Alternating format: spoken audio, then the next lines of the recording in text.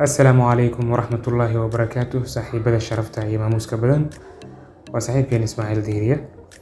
Waxaan dib u sii maquuran doonaa oon sii wadi doonaa barnaamijkii xiisaha iyo xamaasadda badnaa ee xariisashada waxbarashada friiga ee Turkiga, Turkey Scholarship. Waxaanu sii gudageli doonaa qaybtiisii labaad.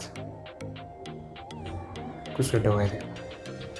Okay, the first one marka ugu horeysa waa soo gelgelina qaybihii kale. Qaybtan letter of intent waa qaybta ugu muhiimsan. It is a compulsory to fill out. Waana waajib in la buuxiyaa. Ma garat. Qaybtan ugu horeysa marka buuxinaysid waxaa laga rabaa inaad ku buuxiso your academic and social experiences kaaga, taasoo la xiriirta fieldiga aad dalbanayso. Lama rabo inaad wax kaloo tiro badan ka hadasho. Fieldiga aad dalbanayso waxa la xiriira meeshan ka quseeya inaad ku qortaa laga rabaa qaybtaas koowaad.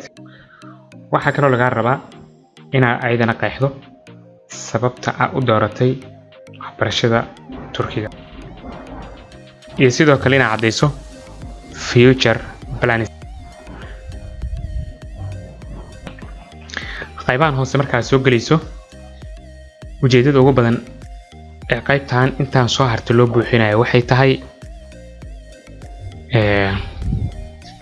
ujeedada ugu weyn ee laga leeyahay letter of intentiga waa in la eega fieldiga aad baranayso iyo sababta aad u baranayso. qaybtan koowaad waa subject of study oo maadada aad rabto inaad barato ama fieldiga aad rabto inaad barato ayaa qaybtan ku cadeynaysaa. faahfaahin badan oo dheeriya lagama rabo qaybtan. asaga magacaaw haddaad xoogaa in furfuran oo nadiif ah. Anaa qaybtan ugu horeysa subject of study-ga waa maadada aad baranayso ama fieldiga aad baranayso inaad ku qeexdo. waxba ingiriis badan lagama rabo saan dareemayo. isaga keliya haddaa qorto it's enough. waxa ugu badan ee qaybtan ugu baxsan kartaa waa inaad diyaarsataa horta si ahaan proposalkaaga jaamacadda markaa dhammayso qori doonto hadhow teesiska ku difaaca doonto. in proposalkaas si ahaanba hadda uu kuusii diyaarsan yahay ayay u baahan yihiin. ma fahamtay? marka waxaa laga rabaa oo midda labaad waa working title.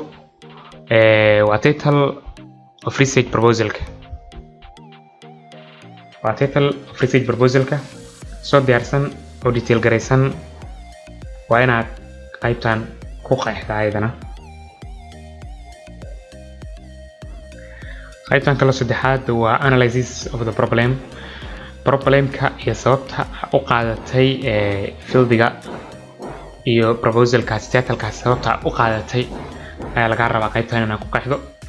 kan afraad waa research qaybta research methodology-ga waa inaad qeexdaa ayadana methodology-ga aad isticmaashay. waxaad samaysay interview aad cuskanayso si observation si survey mise experiment case study mise methodology-ga aad qaadatay ayaa laga rabaa isagana inaad qeexdo. positionka shanaad su-aasha shanaad waa general structure of study-gana asagana qeexdo. titlekii waa inaad bixisaa, waa inaad brief description dhiibtaa, literature review, problem statement, objectives, research outcomes kana sheegtaa, significance of study. marka waa wax badan lagu siiyo. waa arkaysaa minimum 75 oo ku dhahay ilaa 300 eray inaad qortaa lagu ogol yahay. qaybtan academic contribution of study muhiimadeeda waxa waaye wax kale maahan.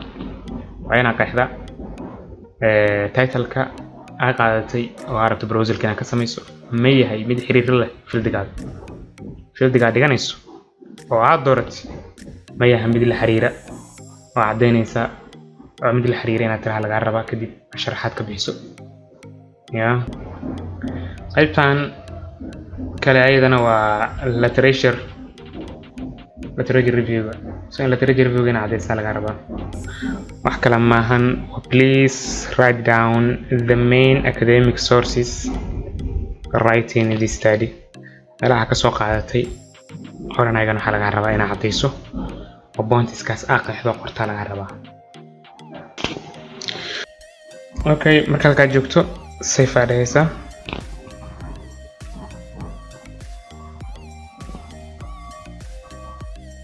interview location ka tag. interview location ka waxaa loo galaa laba meel loo galaa. country horta geli Soomaaliya wuxuu ku leeyahay Soomaaliya laba meel loo galaa Hargeysa iyo Muqdisho. Muqdishoan dooranay save. qaybtan reference information kan waa recommendation letter ka gelinaysa professor ka surname kiisa phone kiisa email kiisa institution ka baxday title ki position ka reference letter kan meeshaan gelinaysa soo balkii PDF soo gelin then save ahead. Okay, magaca ku qoraysa waxaa la Cabdiraxmaan Xasan Maxamuud surname-ka telephone number-kiisa gmail-ka institution-ka waxa uu ka hama lecturer professor ma waxa uu balki dean iyo adiga lecturer aan qaatay markaas kadib waa soo gelinaysaa soo PDF recommendation-ka. This information belongs to my academic reference kaliya leedahay then save. kaasna saas ayaad uga baxday qaybtan. waxaan noo hartay kaliya summary and application. summary and application ka qaybtii ugu dambeysay wixii inaad soo qorto in ay summary lagu sameeynaya dib u akhrinaysa markaad dhamayso automatic waxaa sameynaysaa halkaas aad tigsaaraysaa kadib waxaa la submit waa uu dhaqaajiyay xilligaas wixii ka dambeeyay uu ku xariisan yahay baankaaga marka. hada wabillahi tawfiiq. والسلام عليكم ورحمة الله وبركاته.